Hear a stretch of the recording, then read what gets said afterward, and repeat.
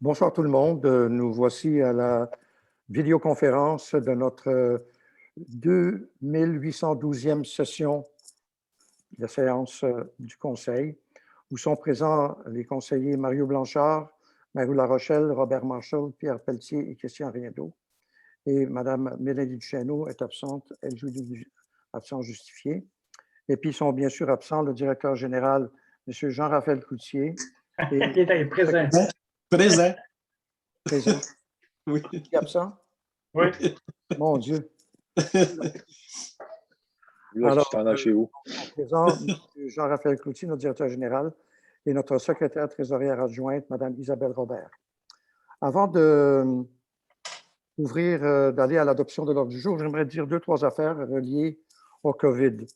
En vérifiant les statistiques ce matin, il y a à peu près 10 jours, on était à 63 cas d'infection à Saint-Paul. C'est allé à 68 à ce jour.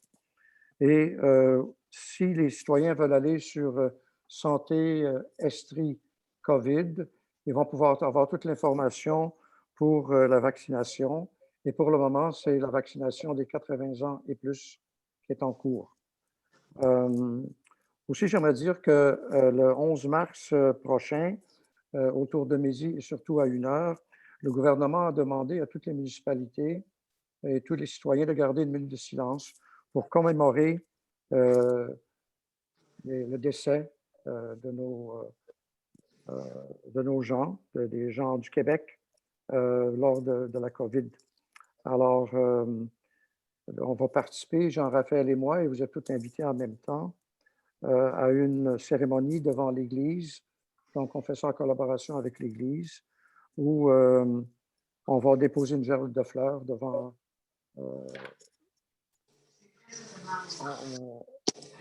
un petit étal qui va être préparé. Les cloches vont sonner à 1h, et c'est à ce moment-là que donc on demande une minute de silence. Et notre drapeau va être en berne, comme dans toutes les municipalités du Québec, donc pour cette journée-là. Alors, tous les citoyens qui nous suivent en vidéoconférence, vous êtes invités à venir aussi participer et commémorer donc les décès de nos citoyens.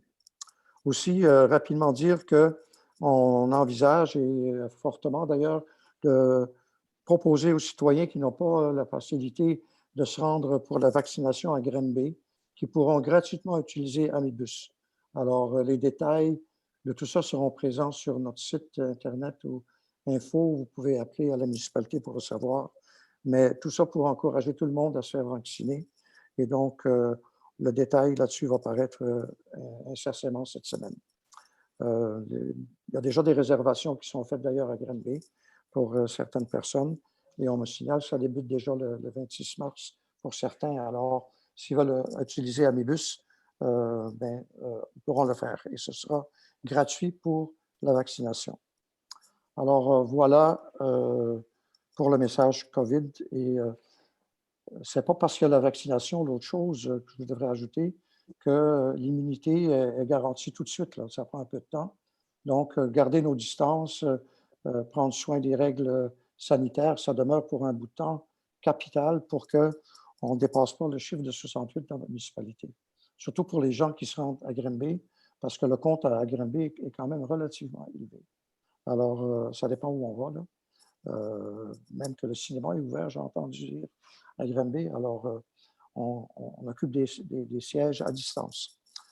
Alors, je passe à l'adoption de l'ordre du jour. Il est proposé il est résolu que le Conseil de Saint-Paul adopte l'ordre du jour tel que proposé. Qui propose? Pierre Pelletier propose. On vote là-dessus? Oh. Le point suivant, l'adoption du procès-verbal de la séance régulière du 2 février 2021. Après avoir pris connaissance du procès-verbal de la séance régulière tenue le 2 février 2021 à 19h, à huis clos et par voie de vidéoconférence, il est proposé par résolu que le Conseil municipal de Saint-Paul-d'Abbotsford adopte le procès-verbal tel que rédigé. Proposé par Mario Larochelle. Mario. On vote là-dessus. Oh. Maintenant, on passe au point suivant, l'adoption des comptes fournisseurs et à payer en date du mardi 2 mars 2021. Attendu que la liste des comptes à payer comprend des comptes payables à même les budgets 2020 et 2021, attendu que conformément au règlement 635-2020, décrétant les règles de contrôle et de suivi budgétaire et sur la délégation de certains pouvoirs d'autoriser les dépenses et de passer des contrats, le directeur général dépose au Conseil le rapport des dépenses. Attendu que le directeur général atteste qu'il y a des crédits disponibles pour voir au paiement des dépenses déposées, et ce, conformément au règlement sur les règles de contrôle et de suivi budgétaire. En conséquent, il est proposé par résolu d'approuver la liste des comptes fournisseurs déposés en date du 2 mars aujourd'hui, donc pour la somme totale de 969 à même le budget de 2020, donc 969,80 sous, et pour la somme totale de 127 481,55 sous à même le budget 2021 et d'en autoriser leur paiement. Que le conseil municipal entérine tous les comptes payables déjà déboursés relativement au règlement 635-2020, le détail ainsi que l'ensemble des autres comptes. Alors, qui propose? Propose. Bob Marchal propose, on vote là-dessus. Oh. On est en accord. Alors, maintenant, la gala méritage de l'école secondaire Paul Gérin-Ostigui, gala auquel on participe chaque année. Attendu que la municipalité tient à soutenir l'effort des jeunes étudiants du secondaire issus de son territoire, attendu que l'école secondaire Paul Gérin-Ostigui tient un gala méritage chaque année pour souligner l'effort ou l'amélioration marquée des élèves dans différents champs de compétences, attendu que le conseil municipal souhaite accorder la somme de 100 $ aux récipiendaires de Saint-Paul d'Abbotsford dans le cadre du gala méritage de l'école secondaire Paul Germain-Ostigui, prévu le 26 mai 2021. Attendu que le conseil désire également souligner la semaine de la persévérance scolaire et ainsi encourager la détermination et l'assiduité des nominés de Saint-Paul d'Abbotsford en leur accordant un montant de 25 $ chacun selon le budget établi relativement au nombre de nominés. En conséquence, il est proposé par résolu d'encourager les étudiants de Saint-Paul en leur offrant un prix en guise de soutien vers l'accomplissement de leurs objectifs personnels et professionnels. Que le maire et les conseillers intéressés à participer à l'événement soient délégués à assister au gala méritage s'il y a lieu afin de remettre les récompenses aux récipiendaires. Une remise officielle des bourses soit faite lors d'un événement à l'hôtel de ville pour célébrer les nominés comme on a fait l'an passé. Alors, proposé par Pierre. Pierre Pelletier propose. On vote là-dessus. Oh. Tout le monde est en accord. Maintenant, on va passer à l'avis de motion pour le règlement 644-2020. Qui fait l'avis de motion, s'il vous plaît? Je peux le faire. Mario Blanchard. Au micro. Ton Pierre micro. va le faire. C'est parce que c'est Pierre qui avait dit qu'il va le faire, mais c'est pour ça qu'il devait le fermer, mais c'est pas grave.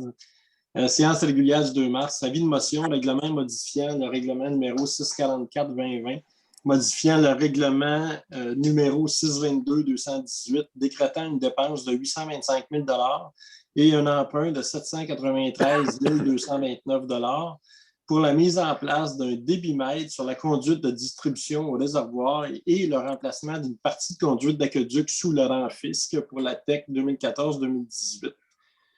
Alors, Mario Blanchard donne avis de motion de l'adoption lors d'une séance ultérieure du Conseil, et ce, conformément à la loi du règlement modifiant le règlement numéro 644-2020, modifiant le règlement numéro 622-2018, décrétant une dépense de 800 000 et un emprunt de 800 000 pour la mise en place d'un débitmètre sur la conduite de distribution au réservoir et le remplacement d'une partie de conduite d'aqueduc sur le rang fisc pour la TEC 2014-2018. Je continue avec l'autre. Oui, le dépôt du projet. Le dépôt du projet. Donc, Mario Blanchard. Je propose, Mario, que tu commences simplement. Mario dépose, parce que tout le reste, ça devient... Oui, c'est ça. Mario dépose le projet de règlement modifiant le règlement 644-2020, modifiant le règlement 622-2018, décrétant une dépense de 800 000 et un emprunt de 800 000 pour la mise en place d'un débitmètre sur la conduite de distribution au réservoir et le remplacement d'une partie de la conduite d'aqueduc sous le rang fisc pour la date 2014-2018. Et à la demande générale du Conseil, le directeur général explique le projet de règlement. Alors, en effet, merci. Alors, je vais vous présenter à l'écran le projet de règlement.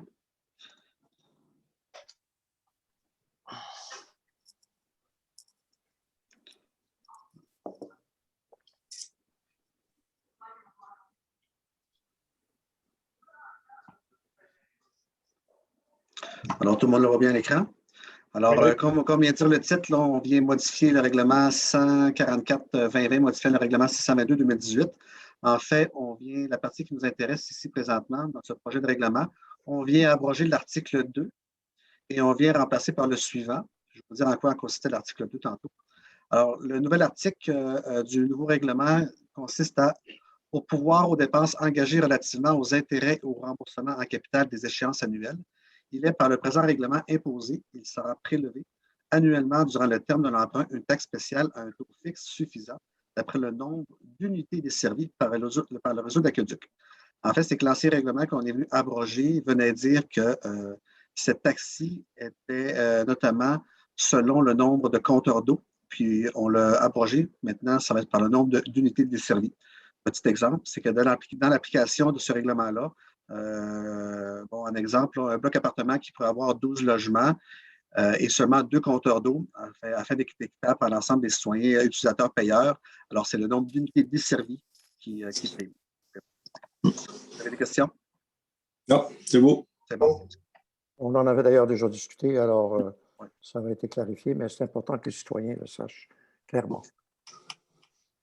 Alors, sur ces 2 points-là, on va aller maintenant au suivant.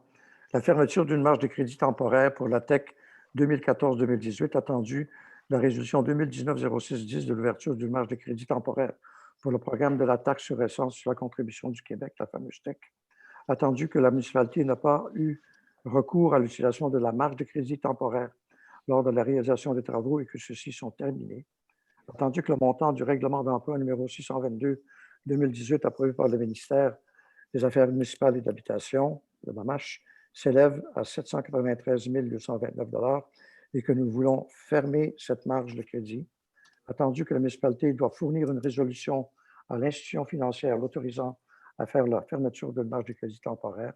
En conséquence, il est proposé et résolu d'autoriser le directeur général de la Caisse des Jardins de Granby-Yamaska pour et au nom de la municipalité de fermer la marge de crédit temporaire au montant de 793 229 $ correspondant au règlement d'emprunt 622-2018 approuvé par le MAMACH. Alors, qui propose? Propose. Bob Marshall propose, on vote là-dessus. Pour. Très bien. Alors, on va passer au deuxième avis de motion et au dépôt des projets. Pierre, je te relance. Avis de motion, règlement modifiant le règlement numéro 591-2016, décrétant la tarification pour l'utilisation de certains biens, services ou activités de la municipalité de Saint-Paul-d'Abbotsford. Pierre Pelletier donne avis de motion de l'adoption lors d'une séance ultérieure du Conseil, et ce conformément à la loi, un règlement qui aura pour titre règlement modifiant le règlement numéro 591-2016, décrétant la tarification pour l'utilisation de certains biens, services ou activités de la municipalité de Saint-Paul-d'Abbotsford, tel que décrit dans le dit projet de règlement qui sera déposé dans cette même séance. Très bien. Donc, je dépose le projet de règlement. Pierre Pelletier dépose le projet de règlement intitulé Règlement modifiant le règlement numéro 591-2016 décrétant la tarification pour l'utilisation de certains biens, services ou activités de la municipalité de Saint-Paul-d'Abbotsford. Il demande au directeur général de procéder à l'explication du projet de règlement. Très bien. Alors oui, parfait. Alors, pour ce règlement-ci, habituellement, la municipalité, l'administration municipale regarde annuellement si les tarifs doivent être changés au niveau de la tarification pour l'utilisation de certains biens et services. Ça faisait 2 ans, si je crois bien qu'on n'avait pas fait de certaines modifications par rapport à ce règlement-ci. Alors, les principaux changements qui consistent au règlement, au projet de règlement, en fait, on est venu modifier les frais au point de vue de la licence de chien qui va être cette année. Également, concernant, on a maintenant une entente avec la SPCA des cantons de l'Est. Et puis, on est venu mettre en annexe des frais pour la capture de chiens, notamment, pas juste les chiens, mais les chiens, chats et autres animaux, notamment selon les tarifs qui sont inscrits dans l'annexe avec l'entente avec la SPCA. On est également venu ajuster certains frais au niveau des services municipaux, notamment la voirie, l'inspection, les pompiers. Selon notamment l'IPC, on est venu faire l'ajustement selon l'indice. Et puis, on a également cette année, là, après plus de 10 ans qu'en fait je suis à la municipalité, là, on est venu augmenter les frais pour la réservation de salle des loisirs qui monte à 150 $. Alors, si jamais vous voulez voir l'entièreté du règlement, les citoyens peuvent venir le consulter à l'Hôtel de Ville. Très bien, merci Jean-Pierre. Maintenant, on passe au point suivant, l'adoption des modifications à l'organigramme municipal 2021. Attendu que la municipalité désire modifier l'organigramme du personnel municipal suite à la création, la réorganisation de certains postes, affectations et responsabilités, afin de représenter plus adéquatement les services municipaux offerts aux citoyens et ainsi permettre l'atteinte des objectifs budgétaires et projets à venir, attendu qu'il y a lieu de reconduire la grille de structure salariale et de rendement applicable au contrat de travail des employés pour l'année 2021. En conséquence, il est proposé par résolu d'adopter l'organigramme déposé par le directeur général en tenant compte des modifications apportées à celui-ci. Proposeur, Mario Blanchard propose. On vote là-dessus? Pour. Tout le monde d'accord. Maintenant, la modification de l'entente relative au programme de subvention pour l'achat et l'utilisation de couches lavables. C'est l'agenda numéro 2. Attendu que la MRC de Rouville ajoute pour l'année 2021 les produits d'hygiène lavable à son programme de subvention et que la modification a aussi été apportée sur le nombre de subventions accordées pour l'achat et l'utilisation de couches lavables. En conséquence, il est proposé par résolu d'entériner la résolution de la MRC numéro 2012-253, laquelle est à l'effet d'autoriser qu'un attendant numéro 2 soit apporté aux ententes signées avec la municipalité de la MRC relativement au programme de subvention pour l'achat et l'utilisation de couches lavables. Que le maire et le directeur général soient autorisés à signer pour et au nom de la municipalité l'entente relative au programme de subvention pour l'achat, l'utilisation de couches lavables. Alors, qui propose? Christian Riendo. Christian Riendo propose, on vote là-dessus. Pour. À l'unanimité. Maintenant, une demande de soutien financier de la Maison des jeunes des 4 lieux. Attendu que l'organisme des Maisons des 4 lieux sollicite un appui financier pour l'exercice de ses activités annuelles 2021. En conséquence, il est proposé et résolu que la municipalité contribue financièrement à la mission de l'organisme pour l'année 2021 en accordant un montant de 200 $. Que conformément aux exigences de la municipalité, le formulaire pour une demande d'aide financière soit dûment rempli et transmis à la municipalité avant d'effectuer le versement. Que dans l'éventualité où l'organisme met sur pied tout autre projet nécessitant du financement, une autre demande doit être adressée au conseil municipal dans un délai raisonnable permettant à celui-ci d'étudier l'ensemble du dossier soumis. Proposé par Mario. Mario Blanchard propose. On vote là-dessus. Pour.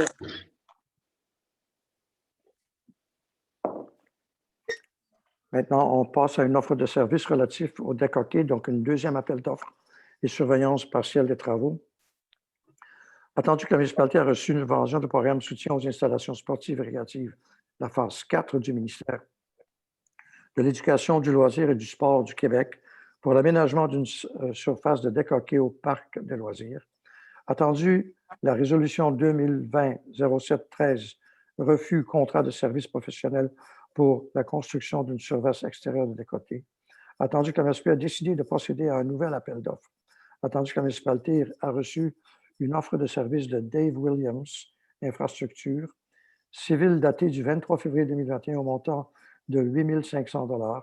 En conséquence, il est proposé par résolu que le conseil municipal octroie le contrat de la préparation du deuxième devis d'appel d'offres et qui inclut, s'il y a lieu, la surveillance partielle des travaux à Dave Williams d'infrastructure civile pour un montant de 8 500 $, dépenses incluses, plus les taxes applicables, pris à même le budget 2021. Proposé par Christian. Christian Riendo propose. On vote là-dessus. Pour. D'accord. Maintenant, la fin d'approbation, fin d'emploi de l'employé municipal. Attendu la période d'approbation de l'employé numéro 127 du système comptabilité. Attendu qu'après l'analyse du dossier et des attentes de la municipalité, il y a lieu de ne pas octroyer la permanence à cet employé. En conséquence, il est proposé par résolu d'entériner la décision de ne pas prolonger la période d'approbation de l'employé municipal et de mettre fin à l'entente sommaire des conditions d'emploi, et ce, en date du 12 février 2021, que toutes les sommes dues conformément aux lois et règlements en vigueur soient versées à l'employé. On vote là-dessus. Est-ce qu'il y a une proposition d'abord? Christian propose. Christian propose. On vote là-dessus. Oh, Tout le monde d'accord? Maintenant, on passe à l'embauche d'une fonctionnaire désignée, inspectrice municipale, Mme Alexandra Duquette. Attendu la publication de l'offre d'emploi pour le poste vacant fonctionnaire désigné, inspecteur municipal. Attendu qu'un processus d'entrevue a été effectué. Attendu que la candidature de Mme Alexandra Duquette a été retenue parmi les candidats sélectionnés et que celle-ci sera à l'emploi à temps partiel du 22 février 2021 au début du mois de mai 2021 et à temps plein par la suite. Attendu que ce poste sera rémunéré et en respectant les taux de la classe 5 présentés à la structure salariale de la municipalité. Attendu que Mme Duquette aura une période de probation de 6 mois avant d'obtenir un poste permanent à l'emploi de la municipalité et qu'elle devra satisfaire à toutes les exigences et conditions établies. Attendu l'ensemble des règlements municipaux relatifs et découlant de la loi sur l'aménagement et l'urbanisme. Attendu qu'il y a lieu de nommer les fonctionnaires responsables de la délivrance des permis et certificats relatifs au règlement d'urbanisme. Attendu qu'il y a lieu de nommer les fonctionnaires responsables de l'application du règlement sur l'évacuation et le traitement des eaux usées, des résidences isolées, ainsi que les fonctionnaires responsables de l'application du règlement sur le captage des eaux souterraines. Attendu qu'il y a lieu de nommer les fonctionnaires responsables de la répression des mauvaises herbes. Attendu qu'il y a lieu de nommer les fonctionnaires responsables de la surveillance des chiens errants. En conséquence, il est résolu de retenir la candidature de Mme Alexandra Duquette pour combler le poste de fonctionnaire désigné inspectrice municipale, et ce, selon les dispositions du contrat d'embauche établi et signé entre les parties. Excusez. Qu'elle soit nommée en date du 22 février 2021, fonctionnaire désigné responsable de la délivrance de permis et certificats relatifs au règlement d'urbanisme à titre fonctionnaire désigné inspectrice municipale, laquelle est autorisée et désignée à l'application de l'ensemble des règlements et leurs amendements et modifications en vigueur relevant du service de l'urbanisme, entre autres, et de manière non limitative, tout règlement de zonage, permis et certificats, lotissement, construction et les règlements uniformisés, leurs amendements et modifications en vigueur, ainsi que le règlement numéro 510-2009 relatif aux nuisances en conformité avec la loi sur les compétences municipales. Que le maire et le directeur général sont autorisés à signer le contrat de travail de Mme Alexandra Duquette pour et au nom de la municipalité. Simplement ajouter que Mme Duquette s'ajoute à l'équipe qui est déjà en place. Donc, notre inspecteur urbaniste Yves Olivier est toujours là. Alors, il est à votre service. On veut tout simplement augmenter la capacité de fournir de ce département-là parce qu'il y a beaucoup de demandes. Alors, voilà. Qui propose? Pierre? Oh, Mario. Qui propose? On vote là-dessus. oh, Et bienvenue à Mme Duquette. Adoption du deuxième projet de règlement, règlement numéro 637-2020, règlement sur les usages conditionnels. Attendu que la municipalité désire se doter du règlement relatif aux usages conditionnels pour le territoire de la municipalité. On a fait l'avis et le dépôt à la dernière session. Vous allez peut-être vous en souvenir. Attendu qu'un avis de motion a été donné donc le 2 février, attendu que le dépôt a été fait à la même session, attendu qu'une assemblée publique de consultation est prévue par la loi pour l'adoption d'un tel règlement, mais que celle-ci est remplacée par un appel de commentaires écrits vu les circonstances exceptionnelles causées par la pandémie de la COVID-19. Attendu qu'un avis public d'appel de commentaires écrits a été donné en date du 3 février dernier et publié dans l'édition de La Voix de l'Est du 3 février 2021. Attendu qu'une assemblée publique de consultation par appel de commentaires écrits a eu lieu le 3 février 2020 au 21 février 2021, afin de répondre aux questions conformément à la loi, au règlement numéro 637-2020 relatif aux usages conditionnels. Attendu que les membres du Conseil ont reçu une copie du règlement dans les détails prévus par la loi. En conséquence, il est proposé et résolu que le Conseil municipal adopte le deuxième projet de règlement numéro 637-2020, règlement sur les usages conditionnels, que le directeur général et la secrétaire trésorière de la municipalité soient et aient autorisés par les présentes à publier dans les journaux locaux et autres obligations de publication et transmission tous les avis nécessaires à la procédure d'adoption de ce règlement. Que le directeur général procède à l'explication du deuxième projet de règlement. En bref, vu qu'on l'avait déjà fait la dernière fois. Avant, j'aurais une petite question. Est-ce que, suite à l'Assemblée publique de consultation, est-ce qu'il y a eu des commentaires? J'ai eu un commentaire téléphonique d'une citoyenne qui voulait avoir plus de précisions sur le règlement, savoir si elle était touchée par les territoires, notamment, qui sont assujettis aux usages conditionnels. Et ce n'était pas touché. Il n'y a pas de changement concernant le deuxième projet. Alors, c'est le même projet de règlement que celui qui a été présenté à la dernière séance. Alors, je vais inviter les citoyens, à moins que vous voulez plus de commentaires, mais je vais inviter les citoyens à regarder la session passée pour avoir plus de précision. On avait fait un PowerPoint comme de préciser, en fait, ce règlement-ci. Également, le règlement sur le PPC moi qu'on va adopter là, dans les prochaines minutes. Très bien. Alors, qui propose? Mario Larochelle propose. On va là-dessus. Pour. Tout le monde d'accord. On continue. Maintenant, justement, pour le PPC moi, l'adoption du règlement numéro 638-2020 sur les projets particuliers de construction, de modification, d'occupation d'un immeuble. Attendu que la municipalité désire se doter de règlements relatifs aux projets particuliers de construction, de modification ou d'occupation d'un immeuble, le PPC moi, pour le territoire de la municipalité de Saint-Paul, attendu qu'un avis de motion a été donné donc le 2 février, ainsi que le dépôt du premier projet de règlement, qu'une assemblée publique de consultation est prévue par la loi, donc mais que ceci est remplacé par un appel de commentaires écrit vu les circonstances exceptionnelles causées par la COVID. Attendu qu'un avis public d'appel de commentaires écrit a été donné aussi le 23 février et publié dans la Voix de l'Est le 3 février. Attendu qu'une assemblée publique de consultation par appel de commentaires écrit a eu lieu le 3 février jusqu'au 21 février.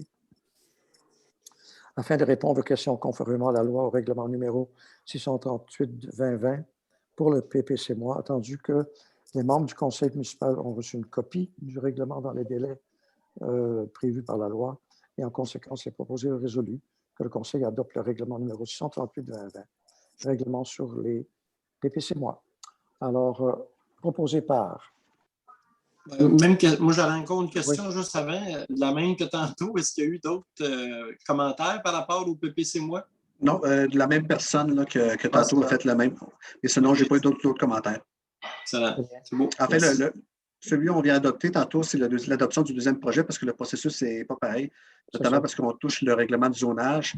Alors, la prochaine étape concernant l'usage conditionnel, c'est que les personnes qui sont habiles à voter vont pouvoir témoigner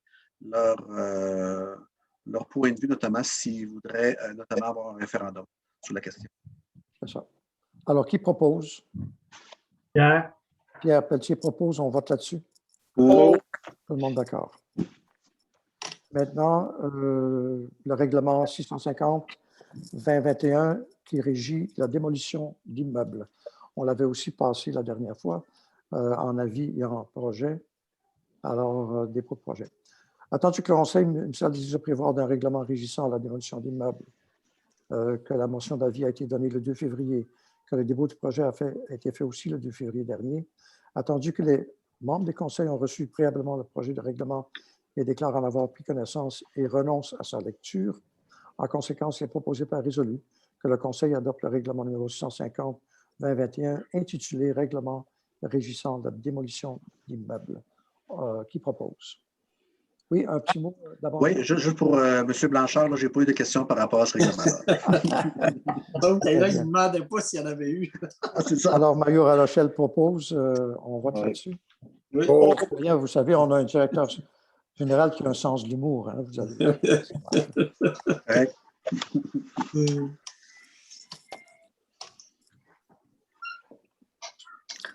Maintenant, constitution et nomination annuelle des membres du comité de démolition d'immeubles. Alors, c'est la suite logique du règlement. Attendu le règlement numéro 650-2021 régissant la démolition d'immeubles. Adopté par la résolution 2021-03-18 qu'on vient de lire. Attendu, le comité doit être nommé de 3 membres de conseil municipal pour une période d'1 an et que leur mandat est renouvelable. Attendu que le conseil municipal désire nommer les conseils à titre de membre du conseil au comité de démolition. En conséquence, il est proposé résolu de nommer à titre de conseiller au comité de démolition d'immeubles M. Mario Blanchard, Mario Larochelle et Robert Marchal, et de nommer M. Christian Riendeau à titre de conseiller substitut en cas d'absence, qu'un fonctionnaire désigné du département de l'urbanisme et de l'inspection soit autorisé à agir à titre de secrétaire du comité d'urbanisme. Alors, qui propose? Question. Oui, Mario, vas-y.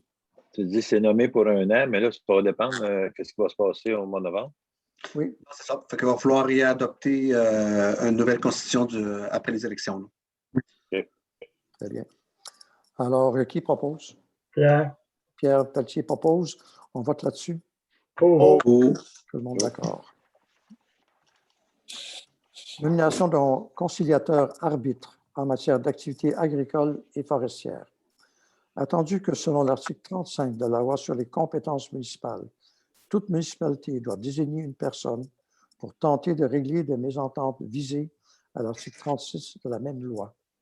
Attendu que toute municipalité du Québec doit désigner un conciliateur arbitre pour régler des mésententes relatives d'abord à la construction, la réparation ou l'entretien d'une clôture mitoyenne ou d'un fossé mitoyen en vertu de l'article 1002 du Code civil, à des travaux de drainage d'un terrain qui engendre la création, l'aménagement ou l'entretien d'un fossé de drainage, soit celui qui est utilisé aux seules fins de drainage et d'irrigation, qui n'existe qu'en raison d'une intervention humaine et dont la superficie du bassin versant est inférieure à 100 hectares, aux découvertes en vertu de l'article 986 du Code civil.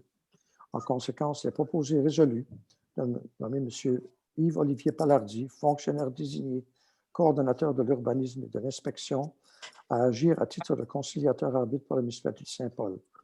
Que cette compétence s'applique à l'absence de propriétaire de la municipalité de Saint-Paul-d'Abbotsford, que la rémunération du conciliateur arbitre relève du règlement de tarification pour l'utilisation de certains biens, services ou activités de la municipalité de Saint-Paul en vigueur. Alors, qui propose? Christian. Christian Riendeau propose. On vote là-dessus. Maintenant, on passe aux dérogations mineures. Le premier est l'agrandissement au 1065 rang de la montagne. Attendu que la présente demande découle d'un constat de non-conformité suivant la réception d'un certificat de localisation en vue de la vente de la propriété. Attendu que la propriétaire actuelle souhaite vendre sa maison. Attendu que la maison respectait l'implantation autorisée par l'agrément numéro 581 en vigueur lors de la construction dans les années 80. Attendu que les photos aériennes ne permettent pas d'attester de la date de construction de l'agrandissement en question en raison de leur faible résolution et du couvert forestier. Attendu que l'agrandissement projeté à une superficie de 4 mètres carrés et est localisé sur la façade arrière de la propriété du côté est. Attendu que la propriété voisine bénéficie d'une autorisation d'utilisation à des fins résidentielles pour la construction d'une maison et que la zone sur laquelle porte l'autorisation est située au nord de l'emplacement sur lequel la demande porte. Attendu que la propriété voisine est de forme irrégulière et se localise partiellement à l'est de la propriété visée par la demande. Attendu que la portion de la propriété voisine à l'est ne permet que les usages et constructions agricoles et que la maison ne pourrait pas être construite à proximité de l'agrandissement dérogatoire. Attendu que la situation n'a jamais été l'objet de plainte de la part du voisinage. Attendu que l'agrandissement en question n'est pas visible de la voie publique.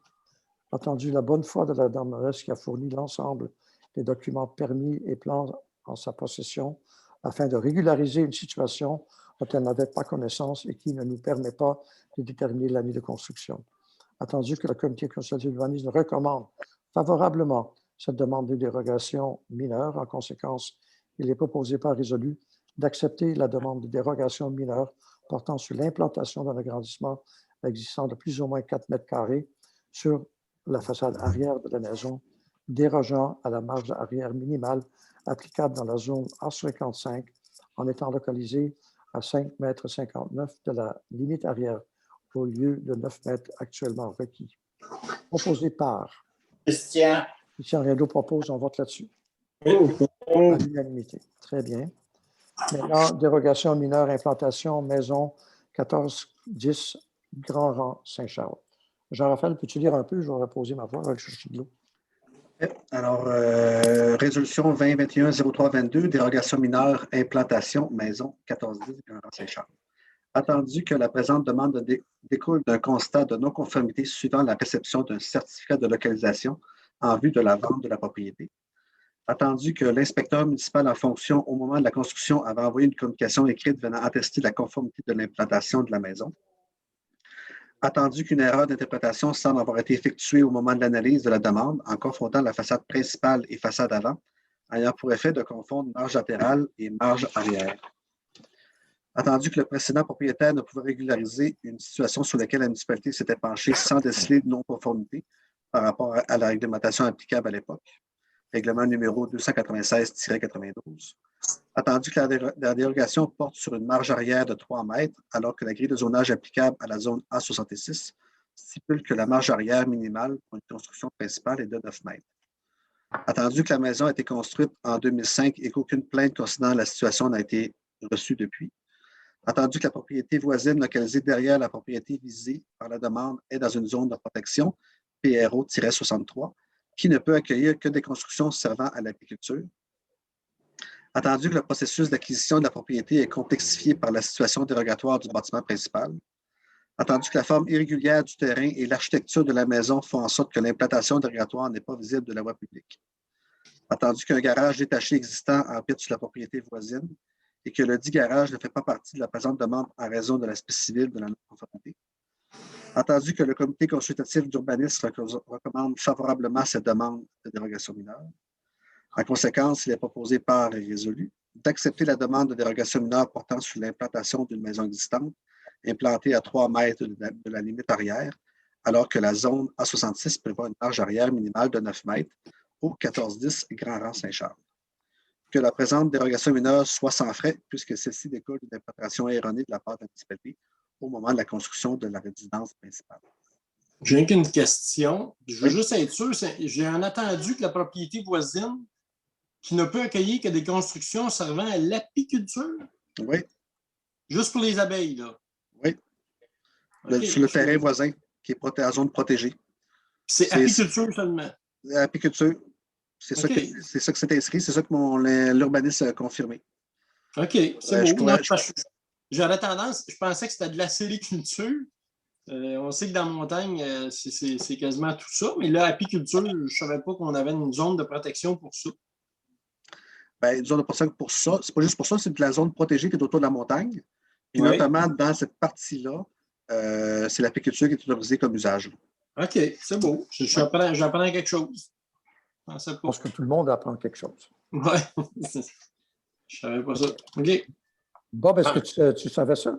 Non, moi, je pense que je ferai une autre vérification. Moi, je pense que c'est peut-être la sériculture. Je pense qu'on est mieux avec du sirop d'érable que du miel. C'est bon. Je vais vérifier cette nomination-là.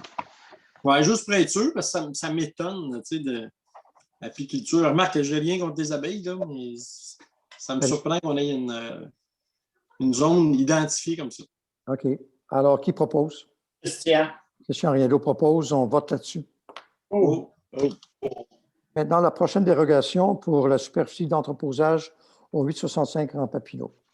Attendu que la demande porte sur l'autorisation d'un entrepôt de 557 mètres carrés, donc 6 000 pieds carrés, dépassant la hauteur du bâtiment principal actuel de plus ou moins 1 mètre, alors que les articles 4.2.15, 4.2.1 précisent respectivement que la superficie maximale de l'ensemble des bâtiments servant à l'entreposage ne peut excéder 300 mètres carrés et que la hauteur d'une construction accessoire ne peut excéder plutôt la hauteur d'une construction principale.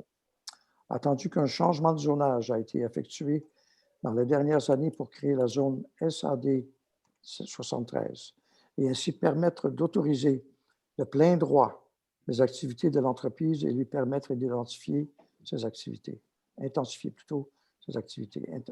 Attendu que la Commission de la protection du territoire agricole est venue autoriser l'utilisation à des fins autres qu'agricoles sur le lot visé par la décision numéro 426 031.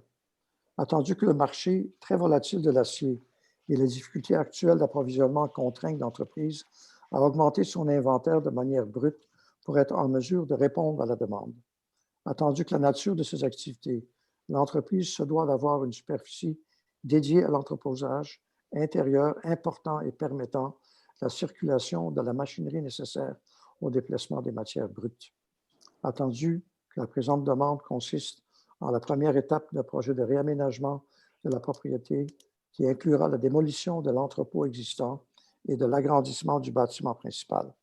Attendu que la situation dérogatoire où un bâtiment accessoire excède la hauteur du bâtiment principal se réglera d'elle-même lorsque le projet sera finalisé dans son ensemble, puisque le bâtiment principal projeté aura une hauteur au moins équivalente à la hauteur de l'entrepôt.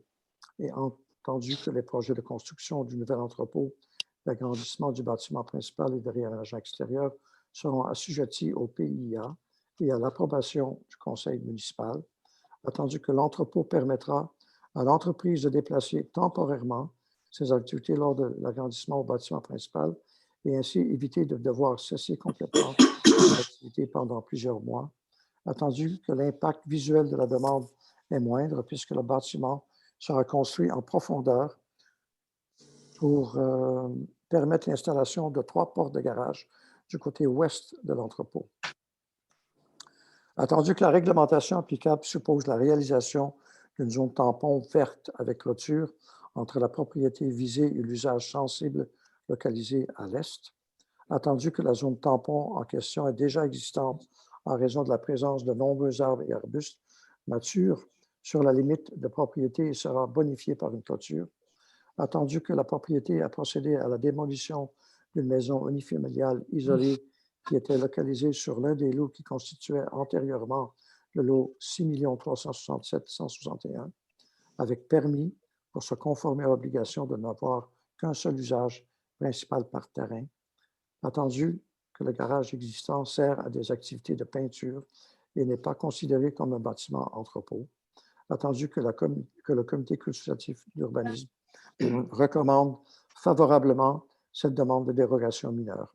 En conséquence, il est proposé par résolu d'accepter la demande de dérogation mineure portant sur la superficie d'un entrepôt de 557 mètres carrés et dont la hauteur atteint 27 pieds, excédant ainsi la hauteur du bâtiment principal actuel de plus ou moins 1 mètre. Qui propose? Christian. Christian Rédeau propose. On vote là-dessus. Oh. Maintenant, on passe à un autre avis de motion et au dépôt du projet de règlement. Alors, modifiant numéro 515-2009 sur les dérogations mineures, qui donne l'avis? Je peux le faire si vous voulez. Et Mario? Avis de motion, règlement modifiant le règlement numéro 515-2009 sur les dérogations mineures. Mario Blanchard donne avis de motion d'adoption lors d'une séance ultérieure du Conseil, et ce, conformément à la loi. Le règlement qui aura pour titre règlement modifiant le règlement numéro 515-2009 sur les dérogations mineures, tel que décrit dans le dit projet de règlement, qui sera déposé dans cette même séance. Et là, on dépose. Mario Blanchard dépose le projet de règlement intitulé Règlement modifiant le règlement numéro 515-2009 sur les dérogations mineures et demande au directeur général de procéder à l'explication du projet de règlement. Alors, merci, M. Blanchard. Alors, je vais vous présenter à l'écran la modification au niveau du règlement de dérogation mineure, puis je vais suivre avec son explication. Alors, vous voyez bien à l'écran? Oui. Oui. Parfait. Alors, l'article, bon, le titre qui vient identifier le projet de règlement. Alors, l'article qui nous intéresse, je vous fais fi du préambule. Alors, c'est l'article 2. Voyez-vous la légende ici, l'article qui va être abrogé, c'est en bleu, et l'article qui va être en vigueur, ça va être celui en jaune. Alors, je vais lire l'article qui va être abrogé. Alors, toute disposition du règlement de zonage numéro 483-2007 et ses amendements et du règlement de lotissement numéro 482-2007 et ses amendements peut faire l'objet d'une dérogation mineure, sauf celles qui sont relatives à l'usage et à la densité d'occupation du sol. Toute demande de dérogation mineure au règlement de zonage numéro 483-2007 et ses amendements et au règlement de lotissement numéro 482-2007 et ses amendements doivent respecter les objectifs du plan d'urbanisme. Alors, cet article-là va être abrogé et va être remplacé par celui-ci. Toute disposition du règlement de zonage et du règlement de lotissement en vigueur, le mot important, peuvent faire l'objet d'une dérogation mineure, sauf celles qui sont relatives à l'usage et à la densité d'occupation du sol. Toute demande de dérogation mineure doivent respecter les objectifs du plan d'urbanisme. En fait, c'est que suite à la réforme réglementaire qu'il y a eu en 2018, notamment sur l'adoption des règlements du zonage et de lotissement, ceux-ci, par l'adoption des nouveaux règlements, ont été abrogés. Alors, notre règlement sur les dérogations mineures qui datait des années antérieures, l'année 2009, alors, c'est le règlement qui était en vigueur. Par contre, il faisait référence aux anciens règlements de zonage et de lotissement. Il y a un principe qui fait en sorte que lorsqu'on approuve des règlements qui suivent des anciens règlements, on appelle ça un renvoi législatif. C'est en fait un renvoi évolutif dans le temps. Ça n'empêche pas que les dérogations mineures qui ont été octroyées ne sont pas légitimes, sont tout à fait conformes et acceptables. Ça fait juste en sorte qu'on vient régulariser ce règlement-ci en venant spécifier que notre règlement sur les dérogations mineures est en lien direct avec nos règlements d'urbanisme en vigueur. Est-ce que vous avez des questions? Non. Monsieur Ling, votre micro est fermé. Pour qu'on ne soit pas tout le temps dans le renvoi. Alors, on C'est ça. vient régulariser ça tout simplement. Alors, pour aller de l'avant. Juste une petite parenthèse avant de continuer. Je viens de vérifier pendant que vous faisiez la lecture d'une dérogation mineure, j'ai vérifié la zone de conservation et bien les bâtiments en apiculture. Alors, je vais demander à notre urbaniste plus de spécifications pourquoi on autorise seulement ce type de bâtiment-là et non pas la sériculture, mais dans la zone de conservation selon notre grille de zonage pour la zone CON. Excusez-moi, je ne l'ai pas là exactement. Là. Okay. PRO, pardon, excusez-moi, PRO 63, c'est seulement les bâtiments qui peuvent accueillir l'apiculture. Ouais. Peux-tu nous ramener? Oui, je vais vous le rapporter. Non, nous ramener. Ah oui. Et voilà. Ah, et bonjour. Parfait. Alors, on nous ramène pour le camp de jour été 2021. Attendu que la municipalité souhaite offrir un service de camp de jour spécialisé durant la période estivale 2021. Attendu que le Conseil désire continuer d'aider les jeunes familles à organiser et planifier leur été en raison du congé scolaire. Attendu que la municipalité ait demandé des offres de service à 3 compagnies organisant des camps de jour. Attendu que le service d'offrir un camp de jour estival a été envisagé à même les prévisions budgétaires 2021 et que la municipalité suivra le cadre budgétaire établi. Attendu que M. Jean Provencher, coordonnateur de loisirs, agriculture, supervisera l'organisation du camp de jour pour l'été 2021 et assurera la communication avec l'entreprise. En conséquent, il est proposé et résolu que la municipalité confie la gestion municipale du camp de jour à l'organisme La Saison du Passeur, tel que présenté selon l'option A de l'offre de service envoyée à M. Jean Provencher par courriel le 12 janvier dernier. Que la municipalité autorise tous les paiements reliés à la tenue du camp le jour de l'été 2021, soit un montant de 6 500 $ plus les taxes applicables pour les frais de gestion, ainsi que tout paiement exigé au contrat tel que présenté par l'organisme tout en respectant le cadre budgétaire établi pour l'année en cours. Jean-Raphaël, ça ne dit pas qui va signer l'entente. Ah, OK. On peut venir spécifier que vous êtes autorisé et moi pour signer l'entente. Ouais. On va le rajouter au procès verbal. Très bien. Alors, qui propose? Question? Oui, Mario, vas-y. OK. S'il n'y a pas de camp de jour, on n'a rien déboursé? Non, c'est conditionnel. C'est ouais. conditionnel, mais les premières informations qu'on a du ministère, notamment, c'est que ça devrait être comme l'année passée, au niveau des ratios, puis au niveau de la gestion des camps de jour. Ce n'est pas encore officialisé par le ministère de la Santé publique, mais les premières infos, ça devrait être sensiblement géré comme l'année passée. OK. Donc, l'entente, Mario, va être conditionnelle, là, tout ça. Oui, OK, parfait. Merci.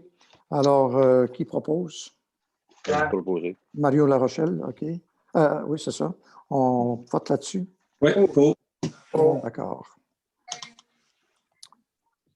Maintenant, l'autorisation de l'entente sur le déneigement d'un sentier piétonnier sur la piste cyclable, la route des Champs, la MRC de Rouville. Attendu que la municipalité de Saint-Paul demande une autorisation auprès de la MRC de Rouville afin de procéder à l'entretien et au déneigement d'une portion de la piste cyclable de la route des Champs pour la rendre accessible aux citoyens en tant qu'allée piétonnière durant la saison hivernale. Attendu que la MRC de Rouville a soumis l'entente numéro 2020-05 du mois de décembre 2020 afin de signature avec la municipalité de Saint-Paul. En conséquence, il est proposé et résolu d'autoriser le directeur général et le maire à signer pour et au nom de la municipalité l'entente numéro 2020-05 entre la MRC de Rouville et la municipalité de Saint-Paul, proposé par Pierre. Pierre Pelletier. Oh. C'est une axe très utilisée par nos citoyens, alors ça vaut la peine de le faire. Maintenant, le remplacement du système d'éclairage. On n'a pas voté. appuyé, personne, on n'a pas On va voté. voter. Je vais trop vite, excusez-moi. Oui, On faut. vote là-dessus. Oh. Oh. Remplacement du système d'éclairage à la caserne incendie. Attendu que la municipalité a remplacé l'éclairage de la bibliothèque, de l'hôtel de ville, excluant la salle du conseil ainsi que du garage municipal. Attendu que la municipalité a remplacé l'éclairage de la caserne incendie. Attendu que la municipalité a reçu une soumission numéro 20-011 datée du 9 février dernier de la compagnie Roi Électrique au montant de 5 300 $ plus les taxes applicables pour le remplacement de l'éclairage de la caserne incendie. Attendu que ces travaux sont admissibles à une subvention d'Hydro-Québec pour un montant de 1 319 $. Attendu que la municipalité devra louer une plateforme élévatrice pour le remplacement de l'éclairage de la caserne, montant non inclus dans la soumission de la compagnie Roi Électrique. En conséquence, est considéré, préposé et résolu d'autoriser le remplacement de l'éclairage de la caserne incendie au montant de 5 300 $ plus les taxes applicables. Qui propose? Pierre, OK. OK, Pierre Pelletier propose, on vote là-dessus. Oh.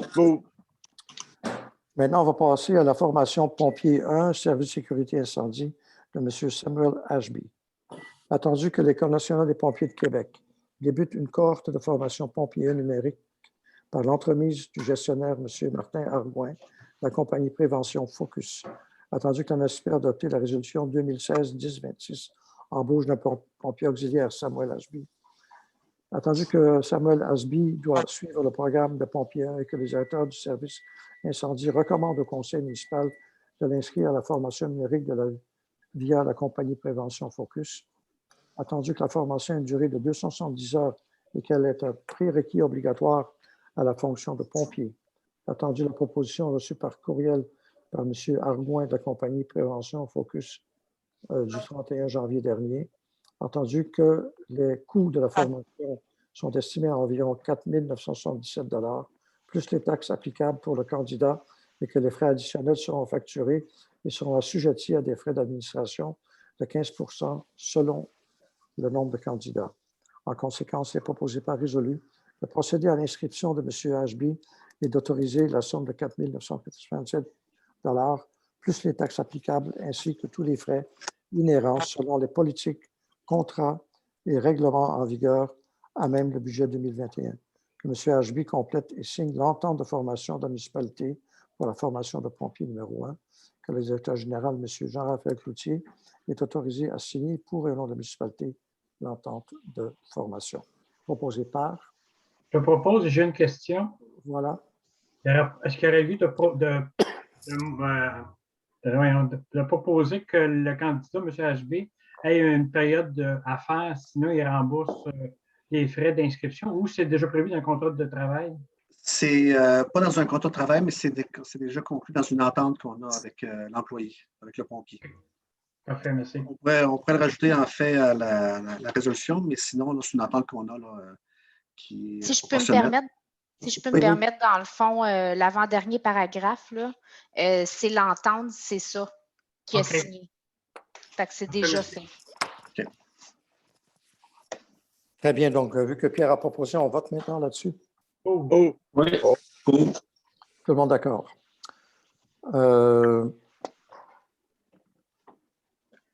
Très bien. Maintenant, on passe au rapport des délégués. Est-ce qu'il y a des élus parmi nous? Oui, moi, je voudrais juste dire quelques mots sur l'Amibus. La semaine passée, on a eu notre conseil d'administration et on a eu l'AGA, l'Assemblée générale annuelle d'Amibus, et à laquelle il y avait une présentation des états financiers. Fait que, tout simplement, je voulais dire à la population en même temps là, que les ressources d'Amibus ont diminué au niveau en raison de la COVID, les revenus ont diminué, mais les subventions ont compensé. Ce qui fait que la situation financière d'Amibus est excellente et n'est pas d'aucune manière entachée par la COVID plus que ça. Donc, c'est une bonne nouvelle parce que je trouve que Mibus, c'est un bon service qu'on a ici à Saint-Paul et que la santé financière soit encore adéquate. Je trouve que c'est une bonne nouvelle à véhiculer auprès des gens et qu'on devrait avoir la Mibus pour encore de nombreuses années si tout va bien. C'est tout. Bien. Merci, Mario. Y en a-t-il d'autres? Ça va? Rapidement pour la MRC, vous annoncez qu'on a un nouveau chef responsable donc, de la SQ à Marieville, vu le départ de Mathieu Drapeau. Et c'est M. Richard Carlos qui prend la relève, qui a plusieurs années d'expérience et qui a aussi une expérience de travail en communauté. Donc, son travail de lien avec les municipalités via les parrains, que surtout Jean-Raphaël et moi-même ont. Et moi, en tant que président du comité de sécurité publique de la MRC, je souhaite la bienvenue donc à M. Richard Carlos. Aussi, le Conseil des maires de la MRC a donc autorisé l'analyse de conformité pour l'obligation de l'installation de la protection des dégâts d'eau par des clapets. Donc, nous, on devait faire passer ça pour la conformité par le schéma. Alors, ça a été fait. Aussi, la MRC se voit obligée de demander une deuxième étude d'accès à Écocentre pour la MTQ qui n'a pas du tout daigné recevoir jusqu'à date la première version qui a été donnée de l'importance de sécuriser les lieux sur la 112. Alors, ils veulent qu'on fasse une autre étude pour prouver ça. Alors, c'est malencontreux parce que la demande venait de notre conseil et la MRC avait vu ça d'un bon œil, notre demande. Il a fait toute la démarche déjà, fait une première étude et là, on se sent forcé d'en faire une autre, pour les convaincre. Mais est-ce que ça ne retarde pas l'ouverture de la non, non, pas pour le moment. Pas pour le moment, c'est prévu ce printemps-ci. Okay. Alors, on espère que la MTQ, qui n'envisage rien à changer sur la voie, mais on espère qu'ils vont comprendre ce coup-ci et que ça va être applicable pour l'ouverture. Autrement, mais ça va s'ouvrir pareil avec tous les risques que ça comporte. Alors, on ne peut pas dire que la MRC n'a pas fait son travail, au contraire, parce qu'on doit dépenser un autre 15 000 pour faire cette étude-là. Ensuite, Internet aux vitesses. Donc, l'an passé, on avait obtenu l'accord pour Vidéotron dans notre secteur. Les travaux avancent, mais pas à grande vitesse, comme on peut le lire dans les journaux. Pour l'ensemble du Québec, ça demeure une problématique, mais on les pousse dans le dos. On a des rencontres presque mensuelles avec la responsable de Vidéotron pour voir où c'est rendu. Mais il y a toujours la petite guerre des poteaux entre Bell et tous les autres fournisseurs. Ensuite, la piste cyclable va refaire la signalisation pour sécuriser encore plus l'utilisation qu'on fait de la piste cyclable et qu'elle va être ouverte après au printemps. Alors, voici pour la MRC. Alors, la période de questions, y avait-tu des questions, Jean-Raphaël? Oui, on a eu une question qu'on va procéder à la réponse. Alors, on a reçu une question de Mme Sylvie Ménard. Alors, elle nous a posé en fait 3 questions qu'on va répondre. Pour les premières et deuxièmes questions, je vais vous présenter là, un tableau à l'écran. Puis la troisième réponse, là, ça sera fait plus au niveau oralement. Alors, on a la question numéro 1 qui consiste à « Veuillez indiquer le montant alloué à l'entretien de la bibliothèque dans les prévisions budgétaires 2019. » Et puis, c'est lié à la question 2. « Veuillez détailler chaque action et le montant correspondant du faramineux montant de 95 380 de votre prévision budgétaire 2021 pour la bibliothèque. » Alors, je vais vous présenter à l'écran pour indiquer à Mme Sylvie Ménard en quoi là, la différence au niveau des budgets 2019 et 2021. Alors, vous voyez bien mon tableau Excel à l'écran? Oui.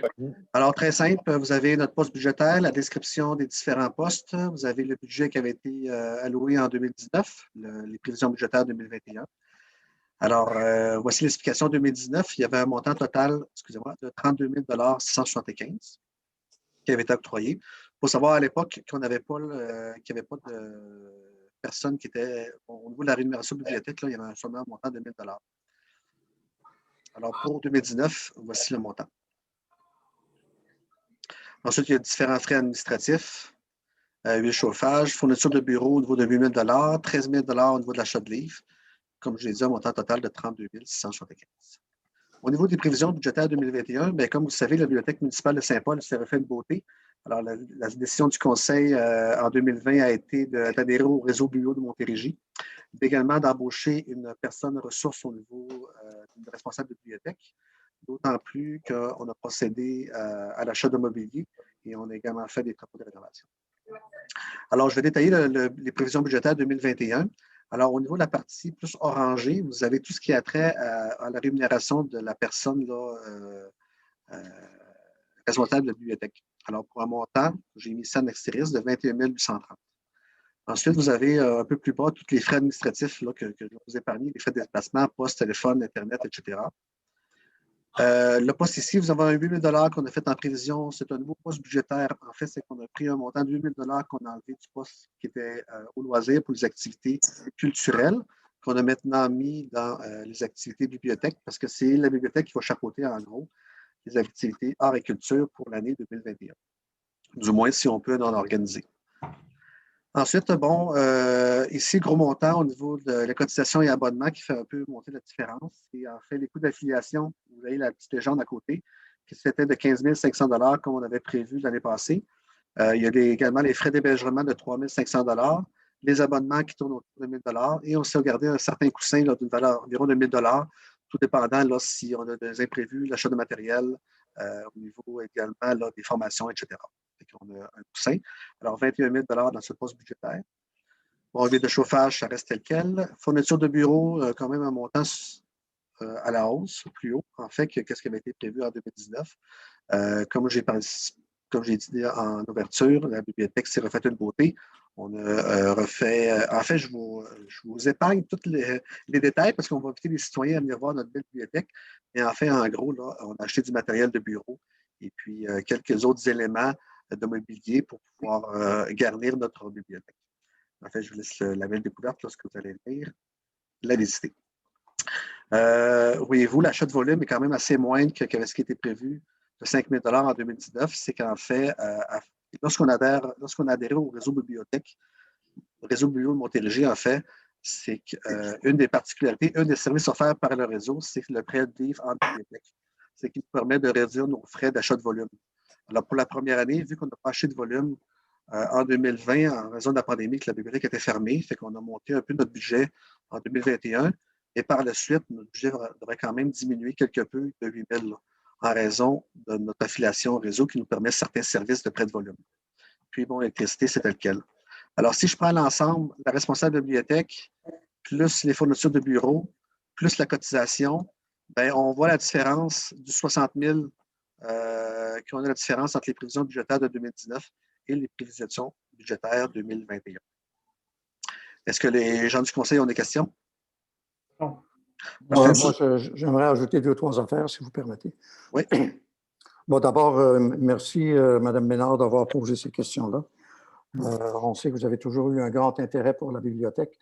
Alors, c'est vrai aussi qu'à première vue, les coûts d'opération apparaissent un peu plus élevés, mais quand on compare le montant que annuellement on va peut-être dépenser, pas nécessairement, autour de 68 000 parce que là, il y a des frais qui ne sont pas récurrents, mais ce qui veut dire qu'on double un peu. Donc, en votre temps, ça revenait à peu près à un budget de 33 000, et puis là, ça va être un budget d'à peu près 68 000.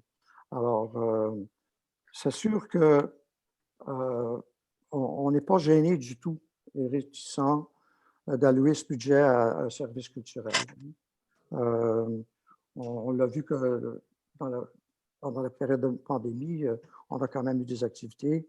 Les gens ont démontré le besoin de cultiver leurs esprits, de participer à des activités, de se rassembler dans des lieux communs qui leur inspirent. Alors comparativement à d'autres postes budgétaires, c'est bien peu pour un service que nous croyons nécessaire pour notre communauté. Donc, ça m'apparaît très important de le faire, qu'on supporte aussi la culture dans la municipalité. Donc, quand on regarde l'injection qu'on fait dans nos infrastructures, l'eau, l'égout, nos rangs qu'on a refait, le nettoyage des fossés, etc., je pense que de remettre la bibliothèque au goût du jour pour qu'elle soit très accueillante pour tout le monde, je crois que ça valait la peine aussi. Un autre petit mot par rapport à nos bénévoles. Vous aviez encadré par le passé un bon groupe de bénévoles. Et bien, ce groupe de bénévoles, il y en a qui reviennent. Et on a une bonne vingtaine de bénévoles avec des nouveaux qui arrivent et qui fonctionnent très, très bien pour qu'on puisse très bientôt, à la fin du mois de mars, une annonce va être faite très spécifique par rapport à ça. Le 30 et le 31 mars, la bibliothèque va être ouverte, bien sûr, physiquement. Ensuite, avec, bien sûr, en tenant compte des règles sanitaires. Un autre petit point, c'est que les anciens livres que vous gardiez un peu, pas mal de côté dans un petit coin, bien, on les a donnés à la Société des 4 lieux qui en étaient très contents de les recevoir. Et les livres de délestage, bien, ils ne sont pas allés dans les becs bleus, on peut vous en assurer. Ils sont allés à la série. Donc, un centre qui les prend, qui est bien connu à Granby et qui les utilise pour donner, pour revendre, etc. Alors, voilà un peu mon aperçu. On est très, très heureux et fiers d'avoir fait ces changements-là à la bibliothèque. Et les commentaires qu'on reçoit, moi, quand je me promène, les gens sont ravis de voir qu'on a pris cette décision-là. Alors, j'espère que vous allez pouvoir venir faire un tour et qu'on va pouvoir vous y rencontrer. Aussi les bénévoles qui ont désisté un peu de continuer. Tout le monde est bienvenu. Alors, il y avait une autre question concernant le logo, je crois. Hein? Oui, en effet. La troisième question de Mme Ménard, c'est pourquoi avez-vous pris l'initiative d'abandonner le logo officiel de la bibliothèque Azari-Couillard-des-Prés? Est-ce qu'on savait que la bibliothèque avait un logo? Alors oui, Mme Ménard, on savait que la bibliothèque avait un logo. Alors, comme j'ai dit même en introduction tantôt de vos questions, on aurait fait l'image de la bibliothèque. Alors, une nouvelle bibliothèque, une nouvelle image. Alors, on a pris l'initiative de changer le logo de la bibliothèque Azari-Couillard-des-Prés. On l'a modernisé.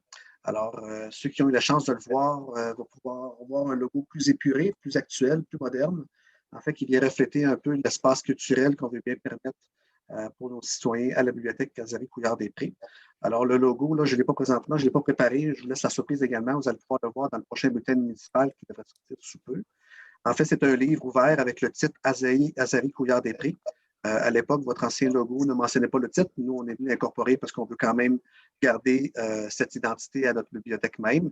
Et puis, le livre qui est ouvert, qu'on nous croyons important, mais en fait, le livre, c'est une ouverture. Un livre ouvert, ça raconte une histoire, c'est une invitation à la littérature, c'est une invitation à l'imaginaire. Alors, c'est une invitation également à venir dans notre bibliothèque. Alors, on espère que les gens vont être satisfaits de la nouvelle image que la municipalité va donner à la bibliothèque de Saint-Paul-de-Portsmouth. Puis, comme M. le maire a dit, on va accueillir officiellement tous les gens à venir voir notre nouvelle bibliothèque tout en respectant les mesures sanitaires à partir à la fin mars. La date exacte, je crois que ça devrait être le 31 mars.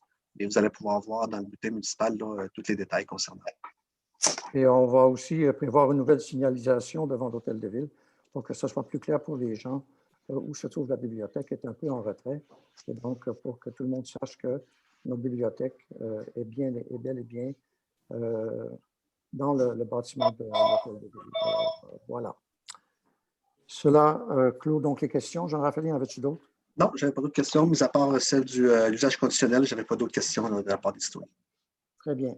Alors, est-ce que vous avez des commentaires? Des questions? Très bien.